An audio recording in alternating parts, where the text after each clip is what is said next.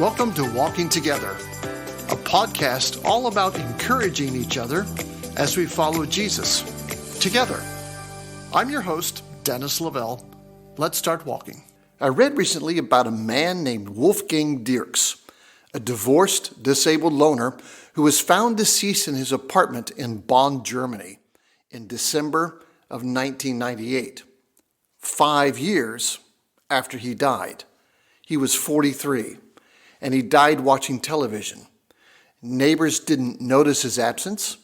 His landlord came by after the bank account from which his rent was paid dried up. A TV guide was still sitting on the lap of Dirk's skeleton, and it was open to the page of December 5, 1993, the apparent date of his death. The television had long since stopped working, but I don't know how the building didn't burn down, because the lights on his 1993 Christmas tree were still glowing. When God created us, he said in Genesis 2:18, "It is not good that man should be alone." And while we're quick to apply this verse to finding a marriage partner, in reality, God is stating that we were created to be in relationship with him first, but also with the people he puts in our path. And one of the greatest things we can do to develop relationships is to find a need and meet it. Honestly, it's not too hard to spot someone who's needing a friend. You can see it in their body language, in their eyes, the way they detach themselves from others. But listen, loneliness usually isn't the absence of people, but purpose. Something has happened which has derailed their forward progress, and they don't know which way to go. They seem to have lost their goal and their traction and their purpose. So what am I supposed to do about that? Well, we need to show a true interest in where people are hurting. Invite them to coffee.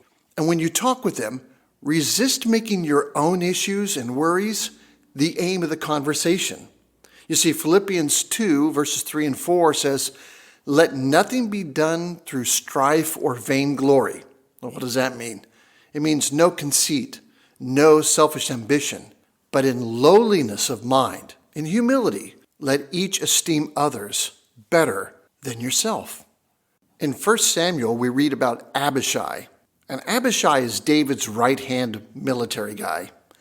And you already know this, and David did too, but sometimes the people we surround ourselves with don't always give us good advice, do they?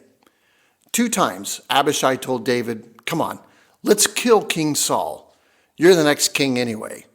One time was in a cave, and the other time was when they entered the camp where Saul and his army was sleeping, and he took Saul's spear and his water jug. And both of those times showed that he ignored Abishai's advice and did what was right.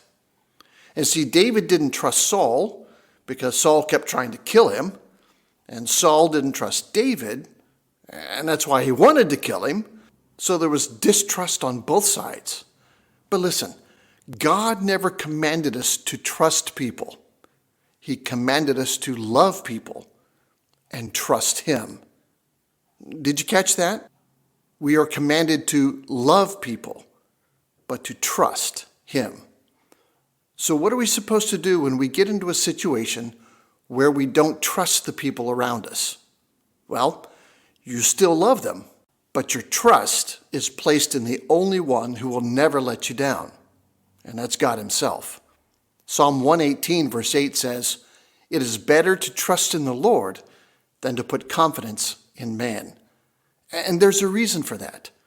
Jeremiah tells us that our heart is wicked and deceitful, and we can't trust it. So if I can't trust my own heart, I'm certainly not going to trust yours. And Jesus said it like this in Matthew 15. "From out of the heart come evil thoughts and murder, adultery, all sexual immorality, theft, false witness, lying, and slander." You get the idea. It's really hard to trust someone when you know that all that stuff is brewing in their heart, right?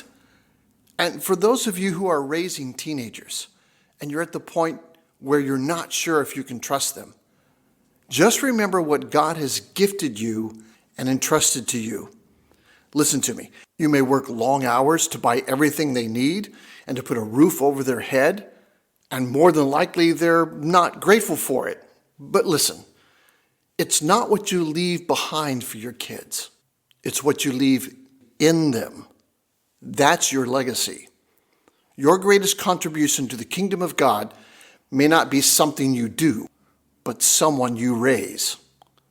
And your teen or your colleague at work may be struggling with loneliness. And again, it's not the absence of people, but an absence of purpose. So be generous to others with your time and your talents and your treasure. Invest in someone's life other than your own. Now, not everyone will accept what you offer, but if you keep reaching out with a gracious spirit, I guarantee someone will. Well, I'm thankful you took the time to listen today. There are two things that you can do today, one to help yourself out and one to help us out. Altogether, they'll take about 60 seconds. If you want to help yourself out, subscribe to this podcast so that it automatically downloads the next episode when it's available. If you want to help us out, we'd love for you to give us a rating, preferably 5 stars, and a quick review. So thanks again for taking the time to listen as we continue walking with the Lord together.